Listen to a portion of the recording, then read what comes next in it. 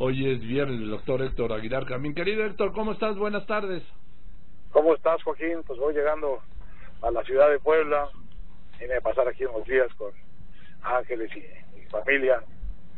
Pero la verdad es que desde muy tempranito estoy en Puebla, muy sacudido y muy impresionado, ¿no? Con lo que pues está en los periódicos de hoy, de la increíble brote de violencia organizada contra el ejército, pues de todo un pueblo, de toda una zona que se dedica a ordeñar ductos y a venderlos, pero que además están infiltrados por grupos criminales pues de muy alto impacto.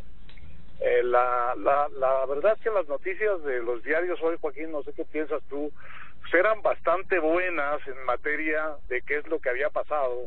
Había, leyendo varias crónicas, muy buena información de números, de la evolución del problema, de la gravedad social del problema, de la manera como los pueblos están comprometidos en el negocio de la ordeña, el negocio ilegal de la ordeña, de la manera como se prestan incluso a impedir la presencia de las autoridades en el control de ese negocio que ha crecido mucho. Pero lo que yo no encontré en los diarios, pero sí encontré en el portal de Sergio Mastreta, mi cuñado, que tiene ¿Cuál es el portal? ¿Cuál es el portal?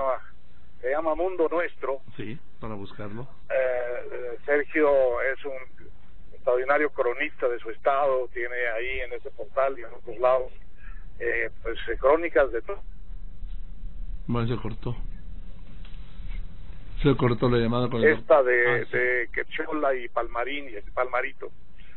Y él leyendo sus cosas, porque te digo que he estado toda la mañana en Puebla, y ahora llego físicamente, encontré, Joaquín, una explicación realmente notable. Quizás no es toda la explicación, pero sí es una de en dónde es que se disparó o cómo y por qué se empezó a disparar este mercado de el combustible ilegal.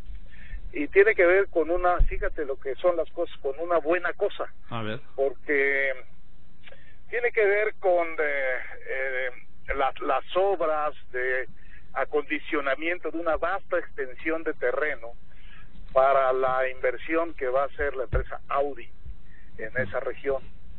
Y eso siempre había un pequeño negocito de ordeña en la zona. Sí. Pero la cantidad de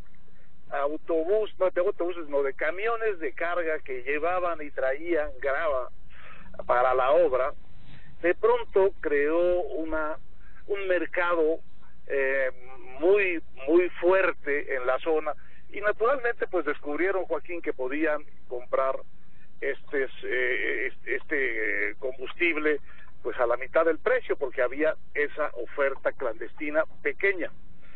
Y ahí empezó a dar un salto el mercado de la gasolina y del diésel ilegal en esa zona. Todo esto lo cuenta Sergio con lujo de detalles. Simultáneamente, cuando apareció esta ampliación de este mercado, de este negocio ilegal, empezaron a dejarse caer por la zona residuos de los zetas que venían huyendo de distintas persecuciones en Veracruz, en Tamaulipas, y dieron, como es su especialidad, con este negocio ilegal en este triángulo del huachicol de aquí de Puebla. Y ahí empezó otra dimensión completamente distinta, porque estos se apoderaron del negocio.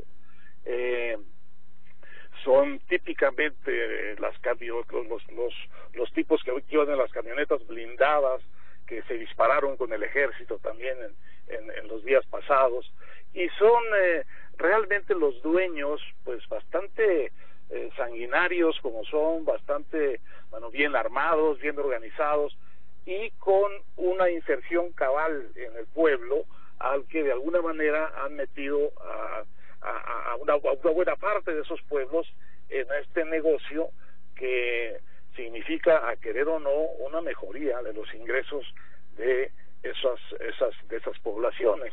Esto que se ha dicho tanto de que un halconcito, como le dice su propia maestra, le puedan dar 8,000 pesos por su trabajo, pues te da una idea de que el huachicol sí es un negocio alternativo al de las drogas, ¿no?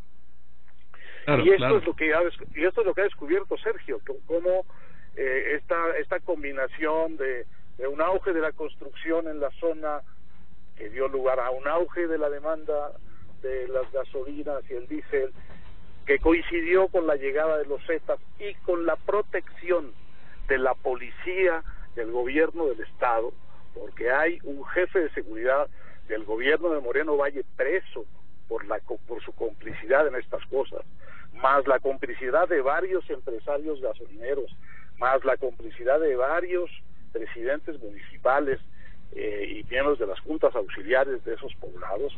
Bueno, esa combinación y los Zetas y ese alto mercado es lo que de alguna manera es una de las cosas que explica el crecimiento de este negocio ilegal y pues ahora sí que, Joaquín, como la densidad social que ha alcanzado, porque esto que vimos, quizá la parte más preocupante, aparte de la violencia y de los muertos, que siempre es lo peor, es como una especie de motín, ¿no, Joaquín?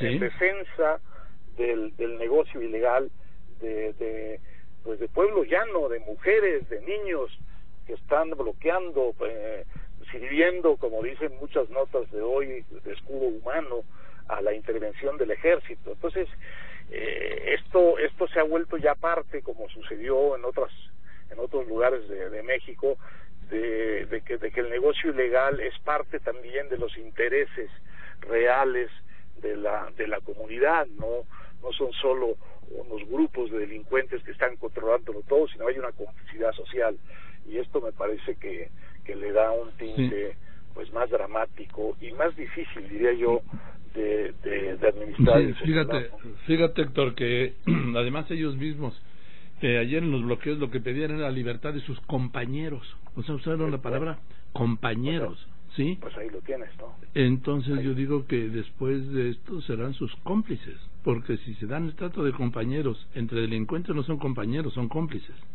Bueno, el caso es que yo creo, en lo que dice Sergio, que como te digo, conoce la zona, es que es muy visible en el lugar, en el campo, en los pequeños pueblos, por cierto, no tan pequeños, son pueblos de alguna envergadura, etcétera, pero es muy visible, como es visible que en el caso del narco, la mejoría del patrimonio de los vecinos, de muchos de los vecinos comparativamente con nosotros, y cómo en cosa de meses alguien puede pasar de tener una vivienda muy modesta a tener una vivienda muy aparatosa comparativamente con sus vecinos. Y es a ojo que este negocio de la ordeña derrama una enorme cantidad de dinero rápido, y no sé si fácil, pero rápido, entre una parte muy significativa de los habitantes de los pueblos. Entonces sí son cómplices y también son compañeros y son, digamos, socios, Joaquín, en el negocio. Ahora, sí, claro. el tema es que estén metidos, es que el liderato de eso lo tenga pues fragmentos de esta organización de los Zetas, que fue siempre una de las más profesionales, una de las más disciplinadas y una de las más sanguinarias de toda la historia del narco mexicano. Así es, y es un tema que tiene años y creciendo en la impunidad, creciendo exponencialmente. Es un ciclo de 8 años, este es un ciclo de 8 o 10 años, de la aparición de este problema que hoy vimos en la prensa, que estalló en estos días de esa manera en Puebla, ¿no? En fin, pues vamos a ver, porque yo insisto en la incapacidad del Estado mexicano para resolver este tema del crimen organizado, ya en donde el crimen organizado es donde encuentra su mayor base social, porque no solo son el dinero, los sueldos, vamos a decir, que les pagan, es también les dejan participar con sus bidones en las tomas clandestinas. Así es. El tema es que es una no es un grupo criminal, sino es una red social criminal. Así es, y te digo, eso es muy complejo. Sí. Y lo retrataron ellos mismos ayer cuando exigían, además de la salida del ejército, por supuesto, y de la Policía Federal, pues para seguir operando bien, ¿no? La libertad de nuestros compañeros. Sí. Había una foto, Joaquín, no me acuerdo en cuál diario, en donde del mero punto en donde interrumpieron la carretera con llantas quemadas, de la multitud, identificando cuántos niños y cuántas mujeres había entre la gente que estaba haciendo ese bloqueo. Eran la inmensa mayoría. Así es, tiene razón. La inmensa mayoría eran mujeres y niños. Entonces, sí te dice, digo, no están ahí porque los hayan obligado por la fuerza, ni son esclavos de los grupos criminales que dominan el negocio. Son, pues sí, como ellos mismos dicen, son compañeros, son cómplices, son parte de esa red social de delincuencia organizada. Bien, gracias querido Héctor, que te vaya bien en Puebla y dale un beso a Ángeles. Un gran abrazo, Joaquín. Otro grande para ti, gracias. El doctor Héctor Aguilar Camín, escritor, historiador, periodista, director de la revista Nexos.